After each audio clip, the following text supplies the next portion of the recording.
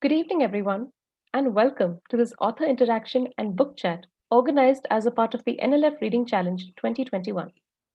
My name is Karthika. I'm the head of reading at Neev Academy. We're very excited to be here, and we hope you are too. The NLF Reading Challenge is a 6-month long reading event from January to June 2021 for students between 10 to 13 years of age. It is open for participants to take part on the competitive or the non-competitive tracks. We have students from across India participating in the challenge. In addition to fun book-based activities and regular book chats like this one, the challenge will conclude with a quiz competition that will see the 3 best teams win gold, silver, and bronze engraved trophies respectively, along with certificates of achievement and a great set of books. Before we dive into the interaction, we would just like to point out to the audience that as this is a webinar, we will not be able to respond if you raise your virtual hand. Please do type your questions in the Q&A box. In fact, if you already have your questions ready, please feel free to type them out. If you're a student, do mention the name of your school along with your question as well. We will share select questions with the author once we begin the Q&A segment. Today we have with us a very special guest, the author Marc Aronson, whose book Rising Water, the story of the Thai cave rescue most of us have read. Marc Aronson is an author, professor, speaker, editor, and publisher who believes that young people, especially preteens and teenagers, are smart, passionate, and capable of engaging with interesting ideas in interesting ways. He writes books, visits schools, teaches classes, and publishes books that affirm this belief. His mission is to inspire young people to ask questions, to look around, behind, inside of the stories the world tells us. Whether that means being a detective examining the clues history has left behind, or a reporter telling the truth about the modern world. He is an associate professor of professional practice at the Rutgers University School of Communication and Information. Welcome, Marc. We're very happy to have you with us today. Hello. I'm so happy, so thrilled to be here. I am so grateful that you've invited me to read from my book and to meet your young people in your community. What a thrill to be here. Thanks so much, Marc. I'm sure that everybody is waiting to hear from you. So, would you be able to do a reading from your book for us? Certainly. So I was thinking about which part of the book to read, and I thought, well, while there are dramatic parts in the rescue, I thought maybe I would read a little from the ending, partially because it links to something that actually just happened. So I'm going to read just a little bit from the very end of the book, and I'm going to skip around just a little bit. This is the section called The Mirror. What does this story have to say to us? To the Danish diver Ivan Karadik, the impossible rescue was like a message, as if a force was trying to show us, to tell us something about ourselves. It was, he said, a mirror. Around the world, even as the rescue was taking place, the issues around nationality, citizenship, and immigration had created deep divisions. The United States government was separating undocumented immigrant parents from their children. Other nations were blocking desperate refugees from crossing their borders, treating immigrants with suspicion, defining nationality by religion, bombing their own citizens with poison gas. In the royal cave of the reclining women, people from around the globe, of many faiths or no faith, speaking different languages, work together. Even military forces that train daily to face one another in combat. Volunteers gave up everything, time, work, family, rice crops, to help in any little or large way they could. The Thai SEALs rushed into dangerous terrain they were not trained to handle, because 12 boys and their teacher were lost. Adun, the stateless boy, who was not legally a member of any country, the very symbol of the kind of immigrant so many politicians rail against and nations build walls to exclude, Adun, the master of languages, was the one person who was able to speak to the rescuers. He could do so because learning means everything to him and to other stateless people like him, who every day must prove their worth only to be treated as unworthy. The rescue was a mirror of the best of humanity at a time when leaders trading on fear, on hatred, on the worst of humanity were whipping up crowds and winning elections. And I'm just going to skip ahead just a little bit towards the very, very end of the book. On July 25th, the press announced that a large lake had been found on Mars under the southern polar ice cap. Perhaps there is life there, or we will be able to build a living environment when we reach the red planet. The discovery was like the lowest rung on a ladder, inviting us up and out of our planet. To explore in space requires the kind of training the divers exhibited, the advanced technologies used by the military in the rescue, the clarity and self-control shown by everyone from the wild boars to the rescue team. Most of all, though, we need the spirit of international cooperation shown in the cave. As soon as the British divers found the 13 and began considering how to rescue them, they emphasized one word and one concept: collaboration. They knew that only the most complete team effort could possibly work. Every other national group and individual shared that understanding. Who knows which person from which land will have the skill, the touch, the intuition we will need in the inhuman conditions beyond this blue planet. We must cultivate the stateless and the privileged, the local volunteer and the international expert. We need one another. A mile and a half deep in a flooded cavern, we showed we have the skills, the tools, mental and physical, to launch out into our solar system and ultimately beyond. Or we can tighten our borders, reject one another, instill hostility in young people, and remain trapped in darkness. The choice is ours. Thank you. That was lovely. So I would be happy to take questions from anyone about how I wrote the book, or the process of writing the book, or the process of writing so-called instant books. This is the second book I wrote very shortly after the events that took place in it. I also wrote Trapped, which was about the miners in Chile who were trapped deep in a mine. I do like stories of rescue and adventure, among other kinds of stories. But I think one thing I would say to everybody listening, we are in the age of discovery.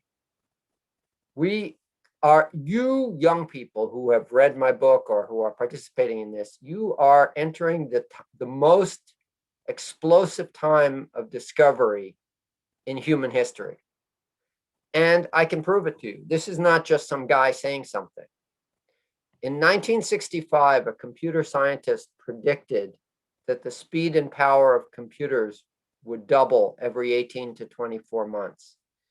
And he's been right. So that means every 2 years of your life, the power of computers has doubled, which means the amount of information, or even what we call information, has doubled and doubled and doubled. That is the world you are entering. We have no choice. But that is also so exciting. So whether it's Perseverance, the rover landing on Mars, or whether it's scientists all around the world in less than a year creating vaccines for a horrible pandemic, or whether it's the new discoveries in human origins that are going on all around the planet, or whether it's something in where you live, everything is being new, being discovered, being examined, And reading like this is to give you the tools so you can join the game, because we're all in it. And so I write really to share my curiosities, to inspire your curiosities, so that you will have the tools to be part of the age of discovery. Thanks, Mark. It's a lot to think about for our viewers right here. So we start with a very predictable question, considering the scope of research that has gone into this book.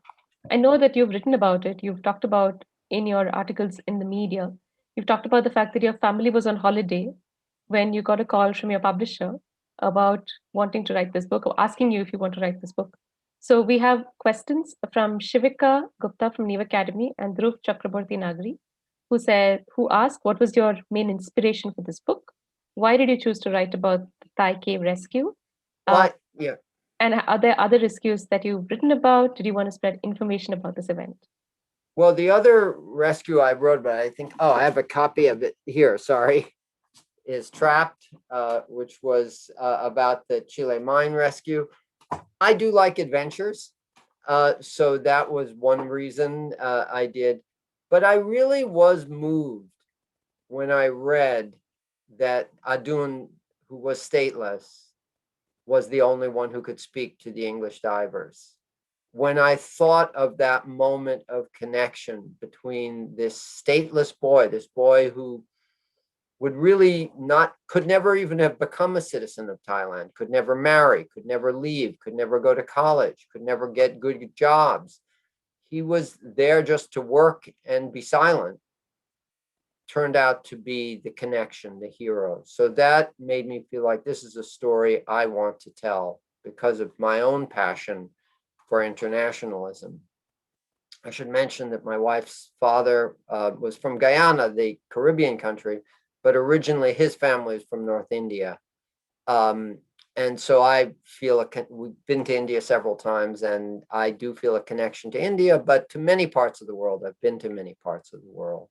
So I do like telling stories that link the world. Oh, I wrote a book that for a little bit older about the American Revolution. You all know American Revolution, George Washington, etc. But actually, India had a very important role in that story, a central role, which has to do with the British. But I'm always very interested in how different parts of the world intersect, things that we think of as separate that aren't separate. But yes, I've only written two stories, not stories, books that have to do with rescues. Yeah. What was this book called, Mark, the one that you've just referred to? The Real Revolution. All right. We will because if many people know the story of the Boston Tea Party, people in Boston throwing tea in the harbor, which really was the key moment leading to the American Revolution. That is 100% about the East India Company. That would not have happened without the famine in Bengal and the history of the East India Company. And this is no crazy idea. Talk to a historian, they'll tell you. But I wrote about it for young people because, again, I think, why study just your own history? Where does your history begin? It may begin anywhere in the globe. Absolutely. And books are a gateway to help us understand that. Exactly. So I did not go to Thailand, I'm sorry to say, nor did I go to Chile. But when I wrote Trapped, I did go down into a mine to see what it's like to be in a mine. And that did help me in writing Rising Water. Because for those of you who have never been in a mine or in a cavern, you have no idea what darkness is. In other words, it's one thing to be in your room and turn the light off. It's another thing to not be able to see your hand in front of your face, to be in absolute blackness. And to imagine being there without knowing where your food or water is, to imagine being there and not knowing how long you'll be there is terrifying.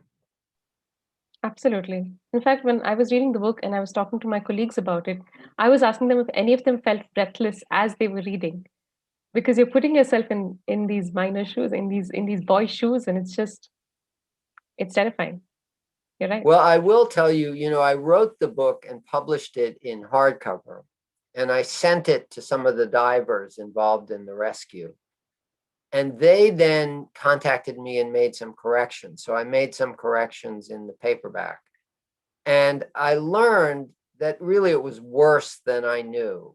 That, for example, I talk about in the book the fact that the first boy, as they were taking him out, started to wake up in the cave. And that was actually true of all of the boys because they didn't want to inject them with so much um, drugs that it would be dangerous to the boys. But that meant that for every boy, you, a diver, are carrying this living package that if he fully wakes up, will panic and you will both drown. So you have to, every 40 minutes, re-inject him in the darkness of the cave in order to keep him calm so that you can take him out. And that was, I was really impressed. To say the least, yeah. And that's something else I'll say. Absolutely. The divers were so very helpful, talked to me, gave me a lot of information. And look, they like diving. This is something they do. They're familiar with it. But they really had a sense of mission and cooperation, of working together, doing their part. Right. Thanks, Mark. I know that you've spoken about how you planned the research for your book. You had a team to help you with the research. But in case we have viewers who've not read that part, if you could just take them through the process of how you went about it. Sure. So when I did Trapped, I'll give it's a two-part answer. So Trapped took place in Chile, and so obviously there was news coverage of everything that happened above ground, and we didn't know anything about what the men were feeling inside the mine until they came out because we had no contact with them. So I had to do two kinds of research about everybody above ground, and then piece that together with everybody underground.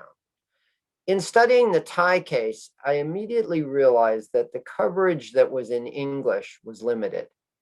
And it was limited in part because reporters only could get what they could get, but also because the Thai government, is a military government that tried to control information.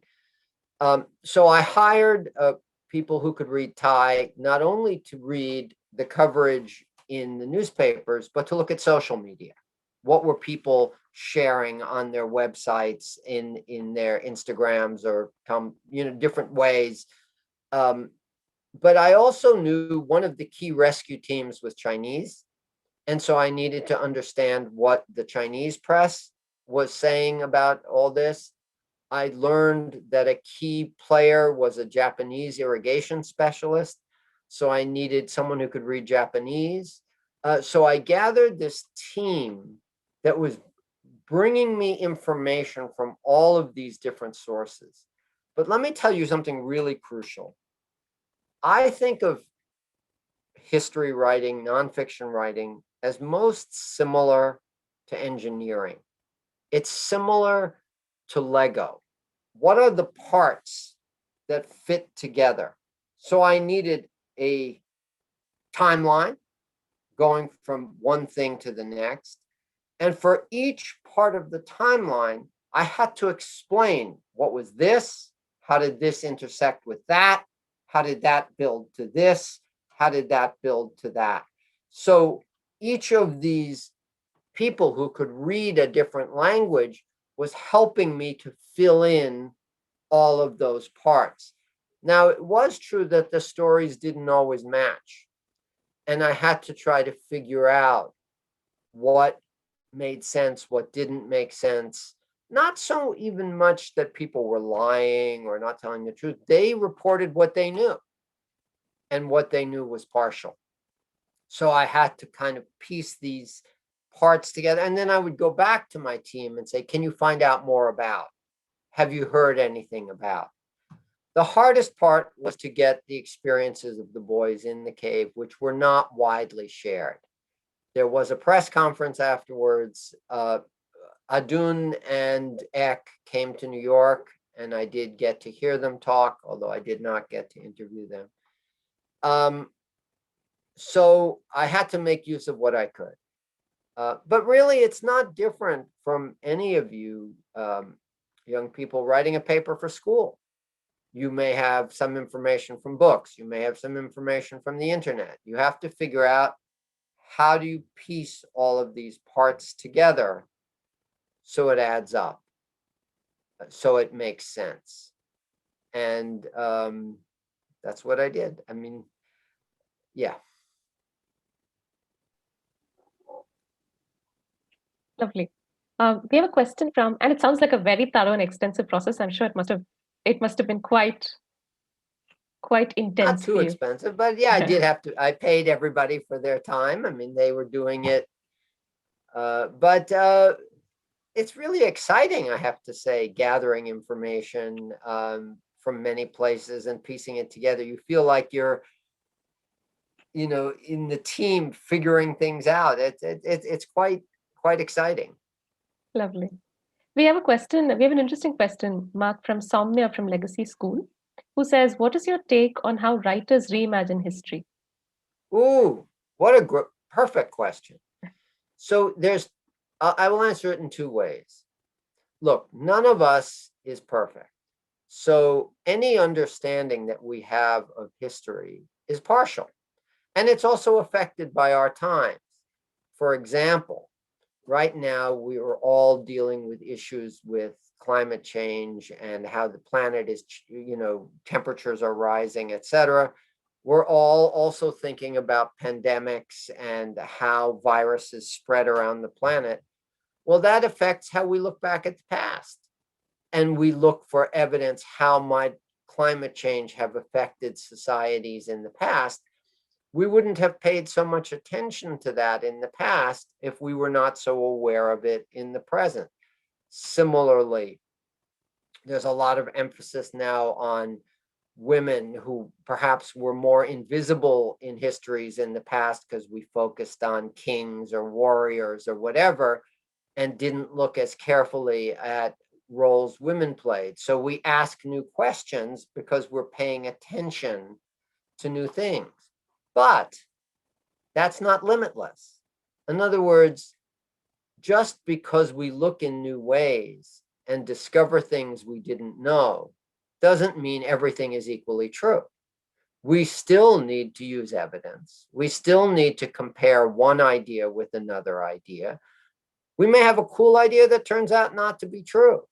So we ask new questions as life goes on and as our lives change, but we still are bound by evidence, and evidence can challenge what we thought might be true. Now, that's one meaning of reimagine. Another meaning of reimagine might have to do with the idea of invention. In other words, let's say you wanted to write a novel about somebody in the past, basically historically true, but an invented character. And that isn't history. It can be fun. You can learn a lot. You can be curious, but that's fiction. And although here's something else that's come up. Here's something really interesting. I read a great book when I was in graduate school, which was about America in the days of slavery, in the days of enslavement. And the author took you on a passage through a part of the American South where the white masters would be on horseback. And what would a person on horseback have seen as he was riding along?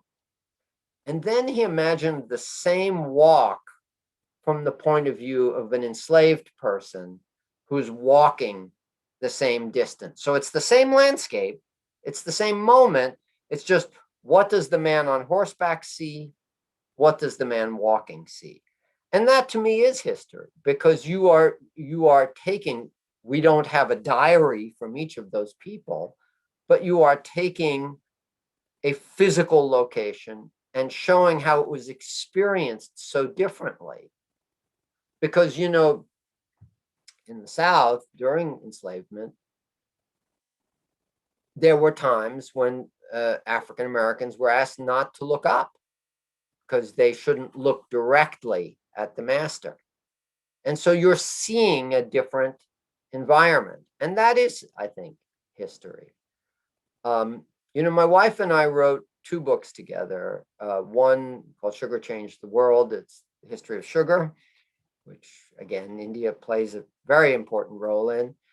And the other is called Eyes of the World, which was about a team of photographers, a man and woman. And so my wife, who writes both fiction and nonfiction, was very good at sort of envisioning the emotions and experiences of that man and woman photographer, whereas I was better at sort of the larger historical context. So, but that's a terrific question. Thanks so much. That was an excellent and very well detailed answer. Thank you so much, Marc. We have one viewer who's asking us, could you please share the title of this book on slavery? It's called The Transformation of Virginia by Rhys Isaac. He's Australian, RHYS. It's by now an older book, but it's called The Transformation of Virginia, and that's the opening chapter. Lovely, thank you. I'm sure there's a bunch of us who are going to go and look it up now. So I know that. Yeah, go on, please.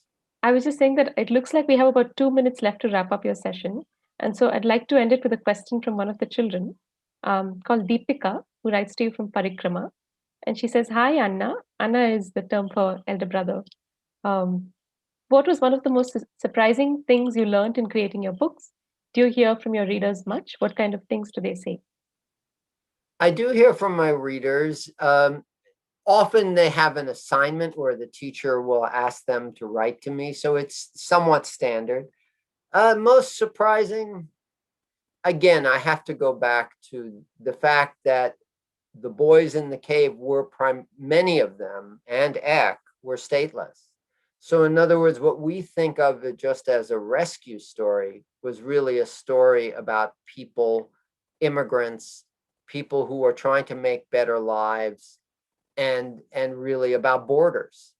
And so something that in one way you can see as an adventure story was really equally a story about how we treat people from other countries who come to us, and the great importance of valuing everyone. And so I think sort of shifting a story from one kind of more just sort of adventure to a story that's also about humanity and politics and nations, I think was probably the central change for me. Lovely. Oh, I'll say something else from my book, Trapped. I'll do this really quickly. Yeah. The 2 things that the men said allowed them to survive deep, deep down in the mine, and this, I hope, will be useful for all the young people listening. The 2 things that helped them, one was humor. You know, sometimes when life is tough, you just got to tell a joke. You know, you just got to laugh when everything feels miserable. And that was great. And the other thing was democracy. They voted on what to do.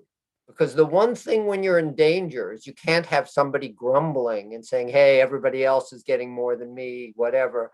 You all have to feel like, okay, maybe people didn't agree with me, but I said my piece. I gave it a shot. Because otherwise you're fighting each other, and you can't, then you'll die. And that was kind of fascinating to me, because we usually think, oh, we have to unite around the leader, the time for questioning is over.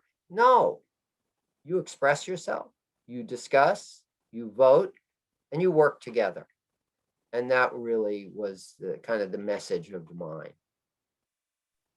Thank you so much, Marc. I'm sure that everybody who's read your book will find this an invaluable experience to listen to you and to all your takes on all your writing. Thank you so much for joining us. We really hope that we can meet you in person I can't wait. I can't wait, and when the the family pandemic as is well. behind So us. I can't wait till we're all Yes, vaccinated and can all meet together. absolutely. I'm sure you have a morning to get to, so we'll let you go. We'll stay Okay, on and thank you so much. sure. Thank you so much, Mark. See you. An incredible session that was. I'm sure that for all of us who read his book, it would have been so illuminating for us to listen to him. What we are doing now is we are staying on for the book chat of the NLF Reading Challenge with the participants, with their librarians. Um, like I said, my name is Kartika. I'm the head of reading at Neev Academy. Along with us, we also have Ms. Janvi, Priyadarshini, and Vivida, who are members of the reading and NLF teams at Neev Academy. We are really curious about how you're doing and how you feel about all the books that you've read this month. So, what we're going to do is we're going to administer a quick poll to ask you, all of our viewers and all of our participants, which book did you enjoy reading the most from your reading list in February? I'm just going to launch the poll now.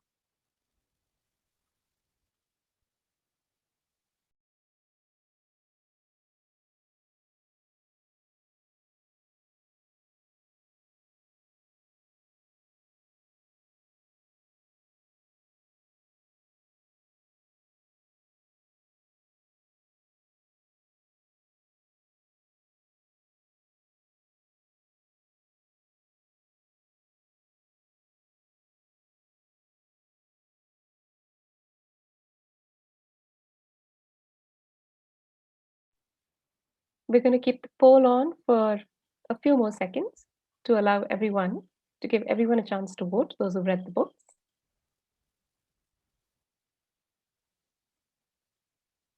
Okay, and now I'll share my results. So we have Unfair emerging as a favorite, with 62% saying that they really like the book. And next up, we have Anne Frank's Diary, the graphic adaptation.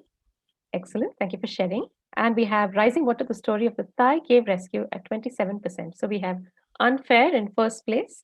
We have Anne Frank's Diary, the graphic adaptation in second place. And we have Rising Water, the story of the Thai cave rescue in third place. Thanks so much for sharing your thoughts. I know that we had the author of Unfair, Rasi Lahuja, also with us, as she asked Marc Aronson a question. So I'm sure she'll be really happy to hear that all of you liked her book the most. We've already been through the reading and the author interaction with her. So we already know why it is that you like it. But if you feel like you'd like to share with us why you liked Unfair of all the books that you've read, please feel free to type it out in the chat box. We'll take a minute to read your responses.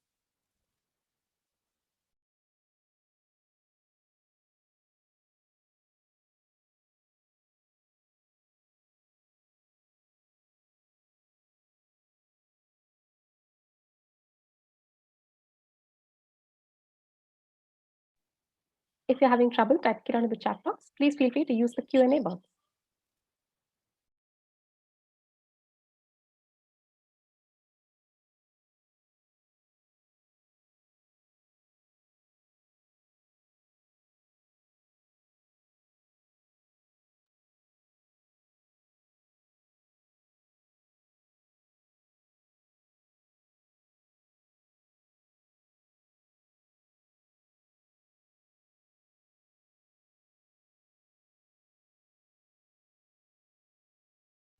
We have Dhruv Chakraborty Nagri, who says, what I really liked in the story is that most parts of the story were so relatable.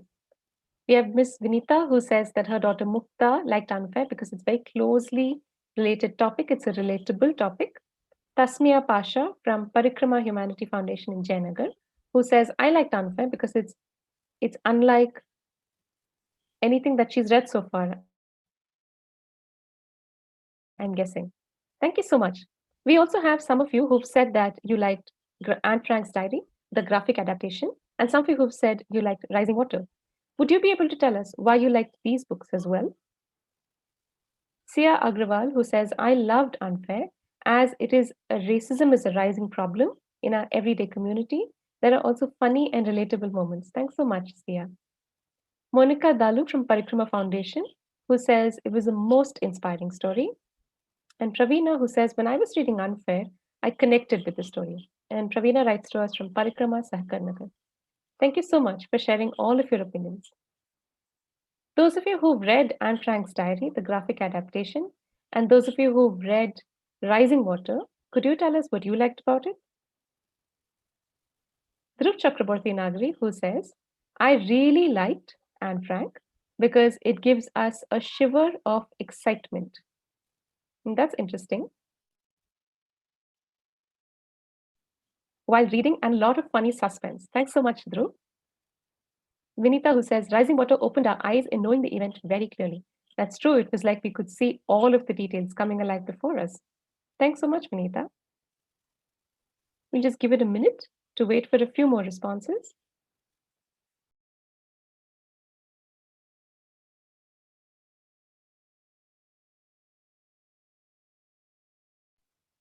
Monica from Parikrama says the story is full of adventure and curiosity, Rising Water. Thank you so much, everyone, for sharing your responses. It's really nice to read them. We also wanted to let you know that Tasmia says, I liked it because it's a full adventure book. I'm guessing this is also about Rising Water. Thank you, Tasmia, for sharing your opinion. Tasmia also writes to us from the Parikrama Center for Learning. Thanks so much.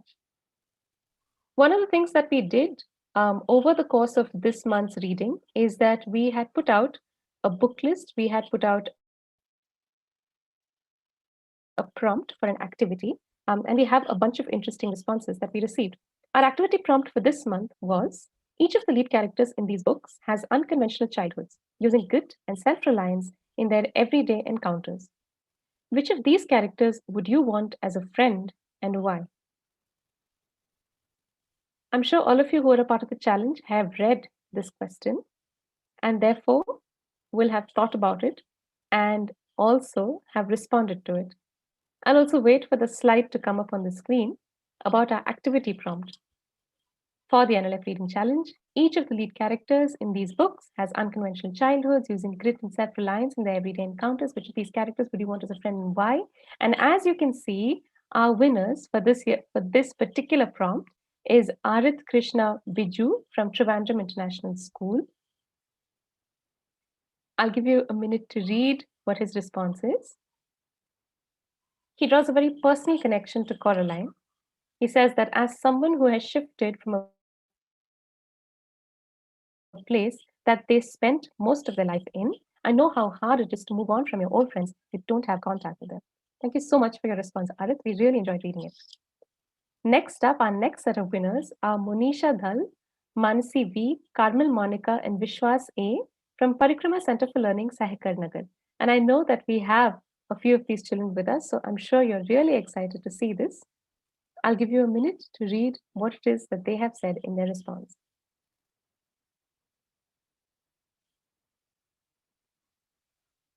Jordan helps his friends who are in need.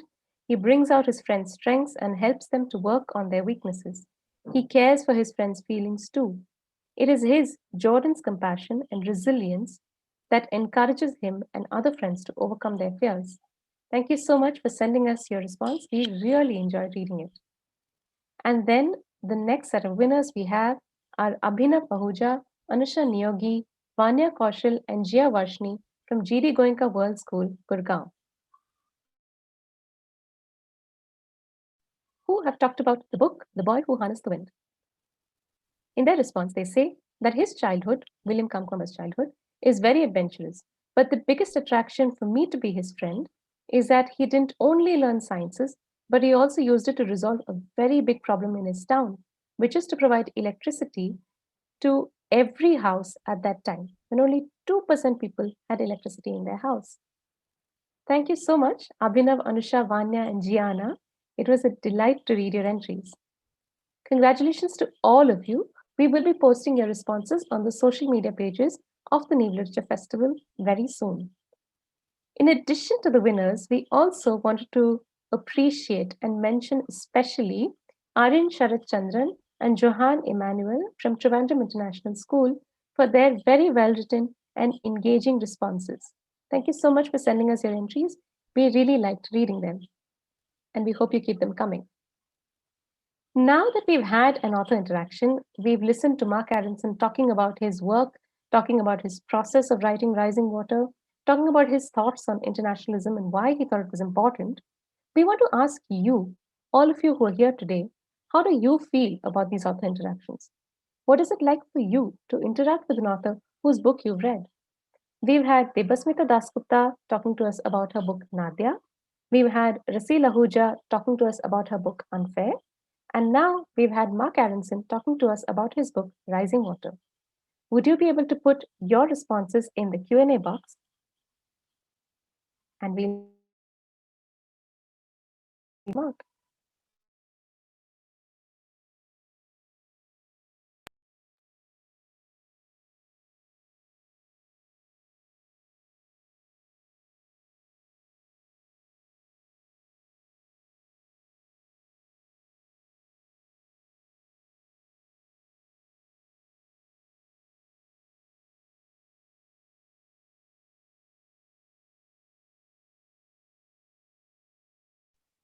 We have Kirat Singh who tells us it gives us a final idea of the book. That's nice. Thank you for sharing that with us, Kirat. I think that when we read it, we end up imagining all of these events in our head. And so when we meet the author, it sort of brings that journey with the book to closure. So thank you for sharing that with us, Kirat. We also have Varchasvi Singh who says, this is a superb way to make us interact with authors as it's super interesting. Thanks so much, Varchasvi, for sharing that. Do tell us which school you're from as well, because it'll be nice for us to know. We have Tasmia Pasha from Parikrama who says, I like the author interactions because they're all unique. Thank you, Tasmia. We have Monica who says, all the authors made us learn new and motivating things. Thank you, Monica. Monica is also from Parikrama. We have Pratika Patel who says, it inspires us and helps us learn. Thanks, Pratika. We have Kiran Singh who joins us all the way from International School of Lausanne. Thank you, Kiran. It's nice to have you with us. I haven't read Rising Water, but will certainly do so. I really appreciated Marc underlining the point of inclusion shown by the stateless boy Arjun who became the hero. Thanks so much for that opinion, Kiran. Thank you for sharing. We have Anusha Niyogi who tells us that the author interactions gave us more in-depth meaning of the book and we could understand the books that we read better. Thanks, Anusha. We have Vinita Mahesh who tells us that it brings a personal connect of the book we read and the author. Thanks, Vinita. We have Mansi V from Parikrama Sahakar Nagar who says it's very amazing to meet great authors from all around the world and we're very lucky to be a part of author interactions. Thank you so much, Manasi. It's nice to hear a genuine and heartfelt response. Sanika Kote, who's one of our previous winners of our activity prompts, I like the author interactions because we get to hear something from the author's side. And Sanika writes to us from Purna Learning Center. Thank you so much, everyone, for all your responses. It's incredible to read how you feel about these author interactions. Now, on the topic of author interactions, and because we know that all of you will also have other things to get to on your Friday evening, before we close our book chat for today, we just want to ask you, and we want to give you a little hint about the next author interaction that's coming up. So, this is what we can tell you. The author who's going to come up next is a Newbery Medal winner. And the Newbery Medal is one of the most prestigious awards that are given out to children's books by the American Library Association. The author is a Newbery Medal winner. Her story is about, oops, I already gave out a clue. The story is about a great difficulty that people face with respect to a natural resource. Which author do you think is coming next for our next interaction with the NLF Reading Challenge? We look to the Q&A box to look at your guesses.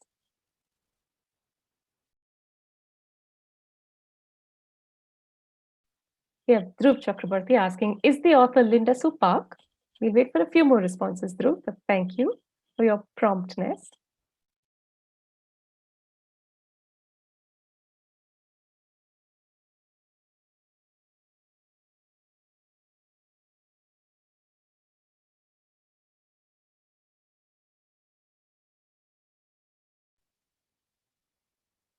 We'll give it a few more seconds for you to try and guess who the next author could be. The author is a Newbery Medal winner. The book that is on the reading challenge has something to do with a natural resource. Tasmia Pasha is asking, is the author Carl Hiaasen? Is the author the is it the author of The Truth as Told by Mason Buttle? Okay, Sanika. Thanks so much for your guesses, everyone. I have to say that Dhruv Chakraborty Nagri got it right. We do have Linda Supak coming in next. Her author interaction is on March 19th at 7 p.m. IST. And the reason that it's quite late is because she joins us from another part of the world. So we really do hope that you will be able to join us for this. Her interaction is for half an hour from 7 to 7:30 p.m. We're all looking forward to it. We think it'd be really exciting to listen to her thoughts on how she went about thinking about this book, what are the other books that she's written, and what sort of other work she's involved in. Thank you so much, everyone, for coming here today. And we really do hope to see you next week for the interaction with Linda Supak, a Newbery Medal winner. We're all extremely excited, and we hope you are too. So, on that note, I wish you a good week. We hope you stay safe, you take care, and happy reading. Thank you so much for joining us today. See you next week. Bye.